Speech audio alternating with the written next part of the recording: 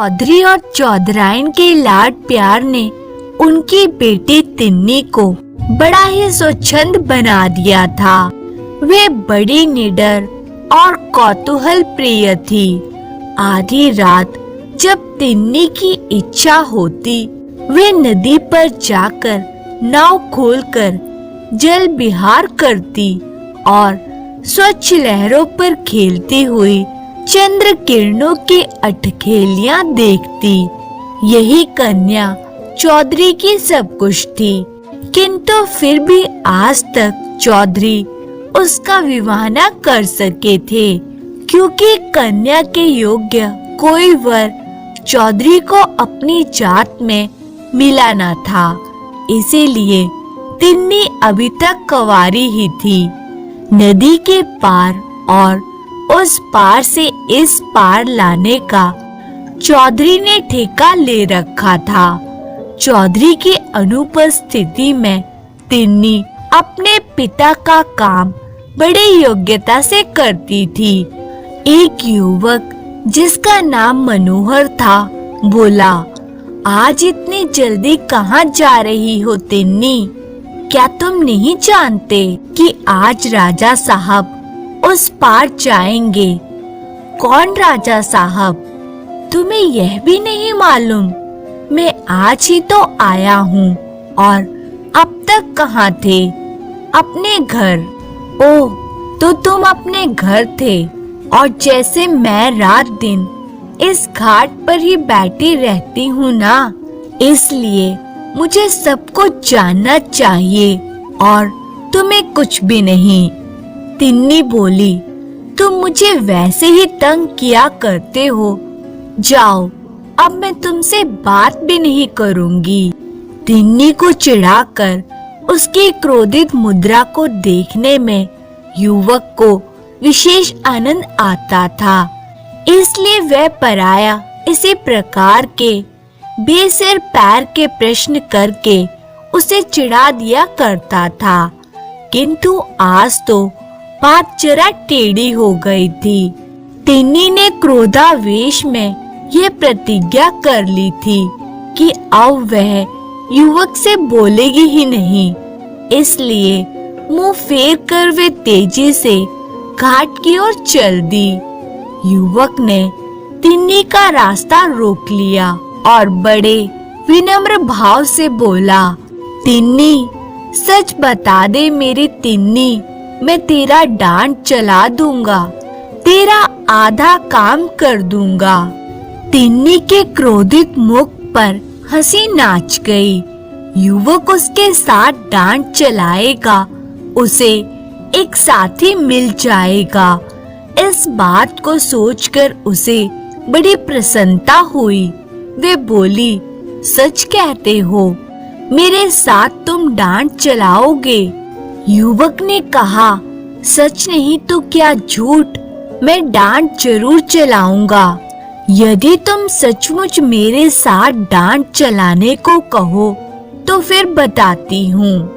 युवक ने कहा, सच नहीं तो क्या झूठ, मैं डांट जरूर चलाऊंगा, पर पहले तुझे बताना पड़ेगा कि मुझे कब कब डांट चलाना पड़ेगा।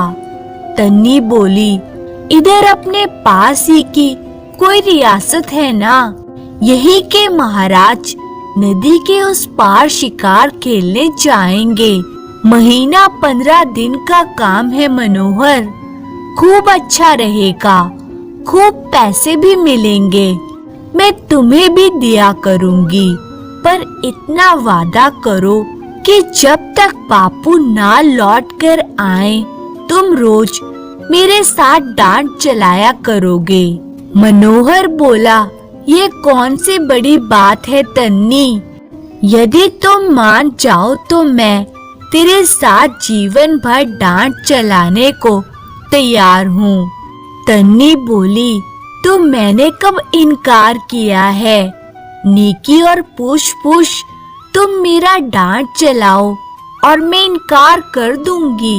मनोहर बोला, तन्नी, तो तुम मुझसे ब्याह क्यों नहीं कर लेती? फिर हम दोनों जीवन भर साथ साथ डांट चलाते रहेंगे।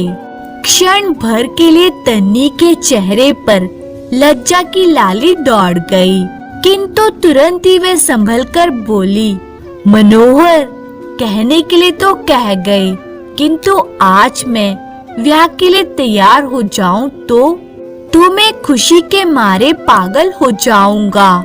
फिर मैं तुम्हें रानी बनाकर अपने आप को दुनिया का राजा समझूंगा। अपने आप को राजा समझोगे? क्यों मनोहर? और मैं बनूंगी तुम्हारी रानी, पर मैं रानी बनने के बाद डांट तो ना चलाऊंगी, अभी से कह देती हूँ। तब मैं ही क्यों डांट चलाने लगा?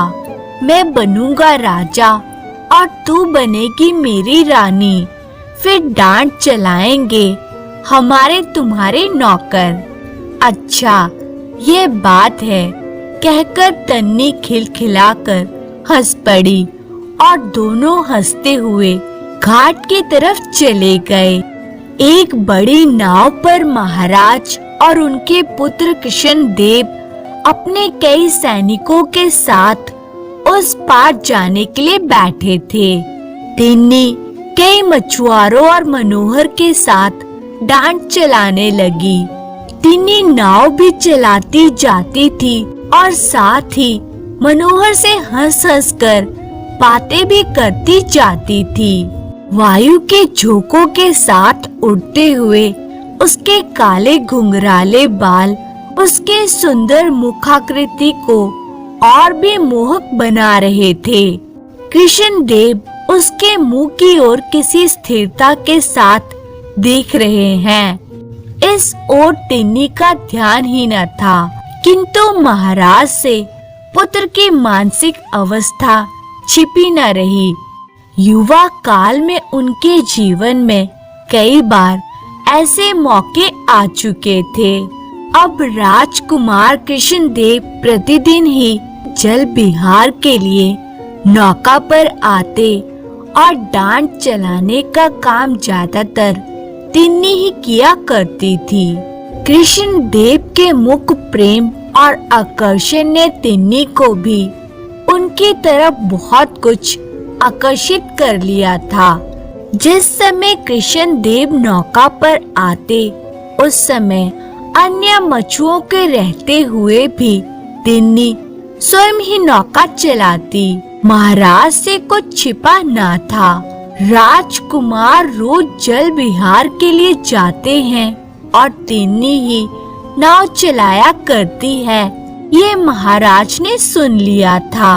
अतः बात को इससे अधिक बढ़ने देने के अभिप्राय से महाराज बिना शिकार खेले ही एक दिन अपनी रियासत को लौट गए।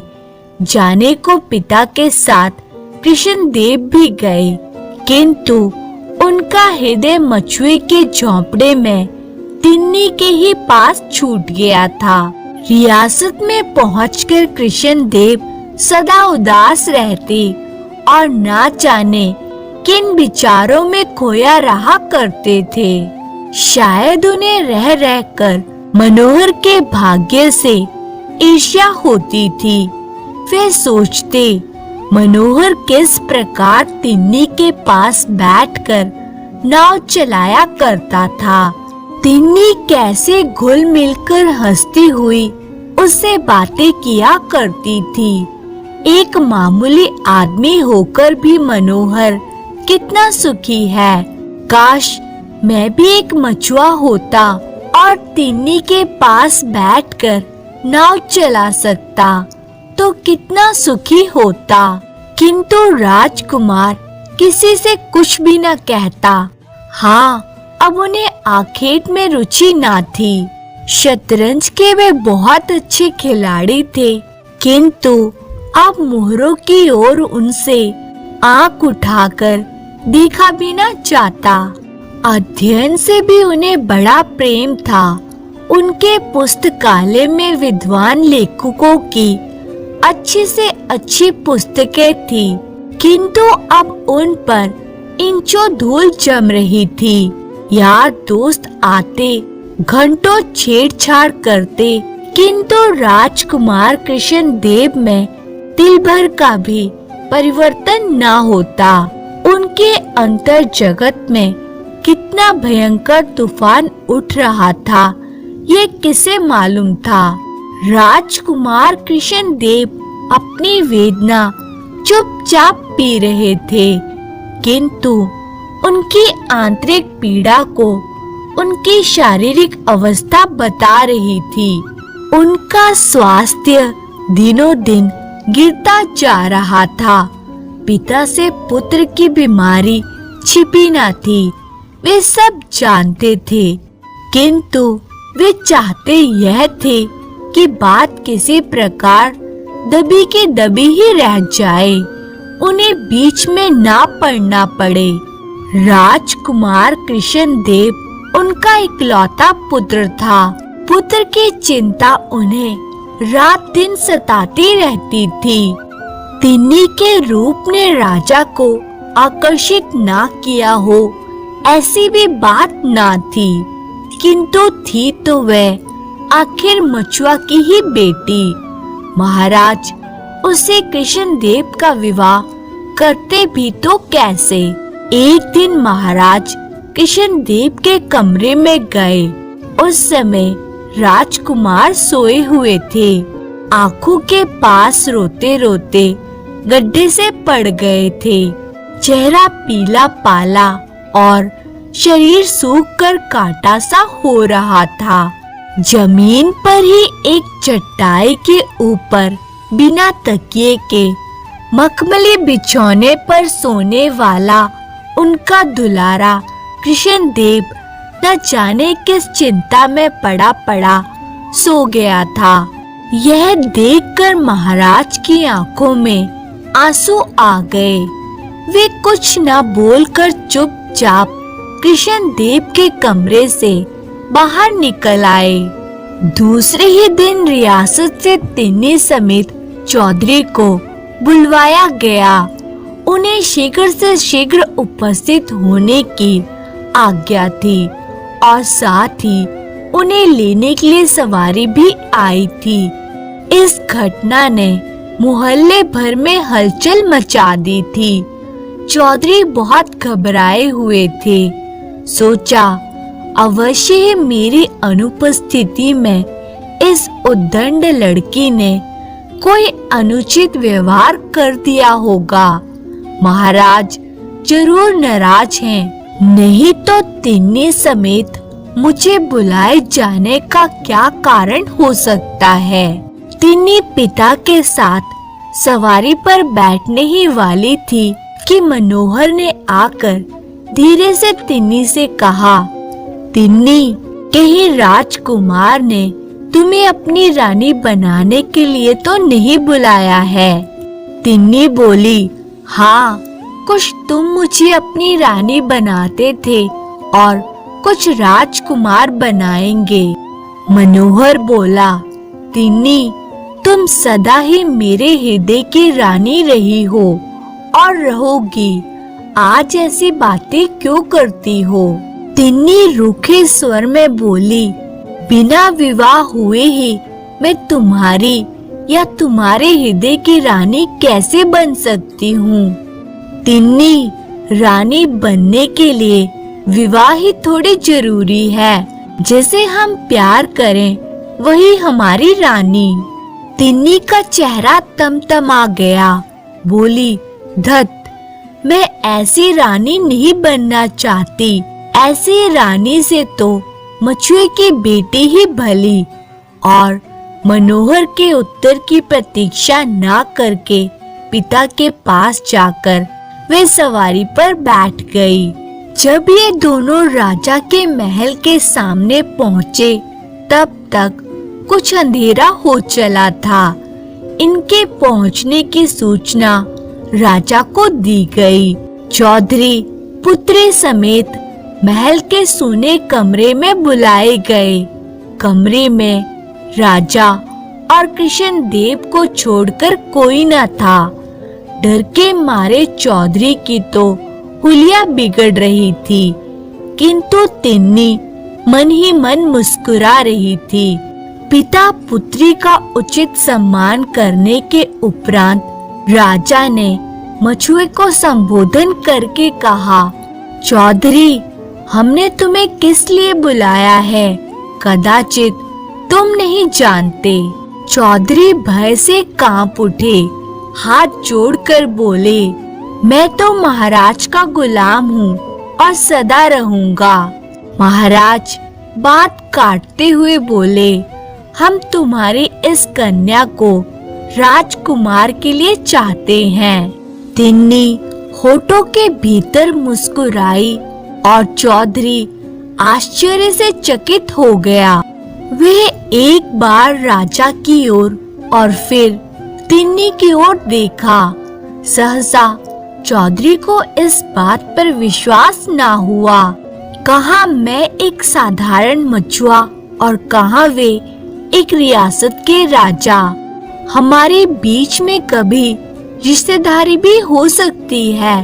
फिर न जाने क्या सोचकर भय से चौधरी ने हाथ जोड़कर कहा, महाराज, ये कन्या मेरी नहीं है। राजा चौंक उठे। आश्चर्य से उन्होंने चौधरी से पूछा, फिर यह किसकी लड़की है? चौधरी बोला, 15 साल पहले की बात है। नदी में बहुत बाढ़ आई थी। उसी बाढ़ में मेरे बुढ़ापे की लकड़ी यह कन्या मुझे मिली थी। ये एक घाट पर बहती हुई आई थी और इसके गले में एक छोटी सी सोने की ताबीज थी। ताबीज का नाम सुनते ही राजा को ताबीज देखने की उत्सुकता हुई। उनके मस्तिष्क में किसी ताबीज की धुंधली स्मृति छा गई। पिता के आदेश से तिन्नी गले से ताबीज निकालने के लिए ताबीज के धागे की गांठ खोलने लगी। मछुए ने फिर कहना शुरू किया, महाराज, इस ताबीज का भी बड़ा विचित्र किस्सा है। एक बार ताबीज का धागा टूट गया। कई दिनों तक याद ना रहने के कारण यह ताबीज इसे ना पहनाई जा सकी। बस महाराज, ये तो इतनी ज्यादा बीमार पड़ी कि मरने जीने की नौबत आ गई और फिर ताबीज पहनाते ही बिना दवा दारू के ही ठीक हो गई। तब से ताबीज आज तक उसके गले में ही पड़ी है।